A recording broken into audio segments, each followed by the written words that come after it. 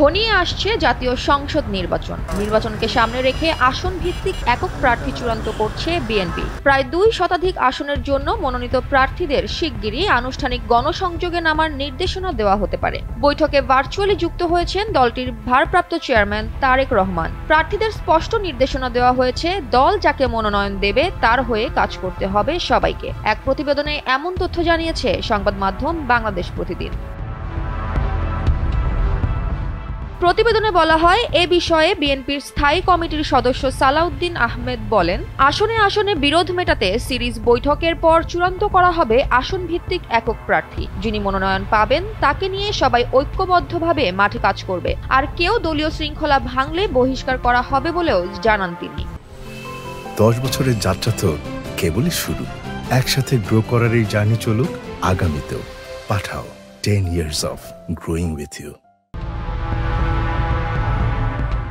বিএনপির একটি দায়িত্বশীল সূত্র জানিয়েছে, 300 আসনের মধ্যে প্রায় শতাধিক আসনে বিদ্রোহী প্রার্থী মাঠে নামানোর চেষ্টা চলছে। এমন প্রার্থীদের পেছনে মোটা অঙ্কের অর্থ ব্যয় করা হবে, যাতে করে ভোট বিভাজনের ষড়যন্ত্র চালানো যেতে পারে। বিএনপির হাইকমান্ড এই বিষয়টি নজরে রেখে দলীয় ঐক্য বজায় রাখার জন্য কঠোর নির্দেশনা দিয়েছে।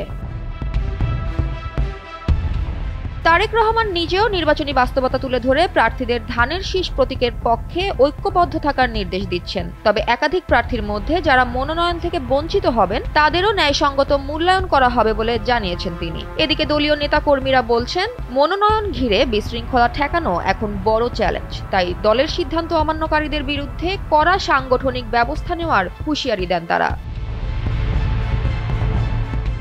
অপরদিকে ভোলা, বরগুনা, বগুড়া এবং অন্যান্য আসনের মনোনয়ন প্রত্যাশীরা বলেন, দলের মূল বার্তা হলো ঐক্য। সবাইকে বলা হয়েছে দলীয় সিদ্ধান্ত মেনে চলতে হবে, যাতে ভোটে জয়ের সম্ভাবনা সর্বাধিক হয়। তাছাড়া মিত্র দলের জন্য আসন ছাড়ের বিষয়টি দ্রুত সমাধান করতে চাইছেও বিএনপি। সর্বোচ্চ 50টি আসনে সমঝোতার সুযোগ রাখা হলেও সঠিক এবং চূড়ান্ত সিদ্ধান্ত নেওয়ার আগে আনুষ্ঠানিকভাবে কোনো ঘোষণা দেওয়া হবে না।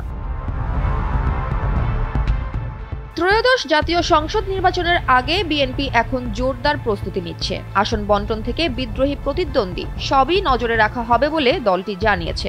একক প্রার্থী, দলীয় ঐক্য আর মাঠে সক্রিয়তা, এই তিনই এখন ত্রয়োদশ জাতীয় সংসদ নির্বাচনের আসল পরীক্ষা। তবে এবার বিএনপির বার্তা স্পষ্ট, দল মানেই ঐক্য, ঐক্যই শক্তি, আর এই শক্তি নির্বাচনে জয় নিশ্চিত করবে। তবে প্রশ্ন থেকে যায়, 47 বছরের পুরনো রাজনৈতিক দল বিএনপির মনোনীত প্রার্থীরা আসন্ন নির্বাচনে মাঠে যেসব চ্যালেঞ্জের মুখোমুখি হবেন, দলীয় ঐক্য বজায় রেখে তারা কি তা জয় করতে পারবে? জয়া হাসান, এনপিবি।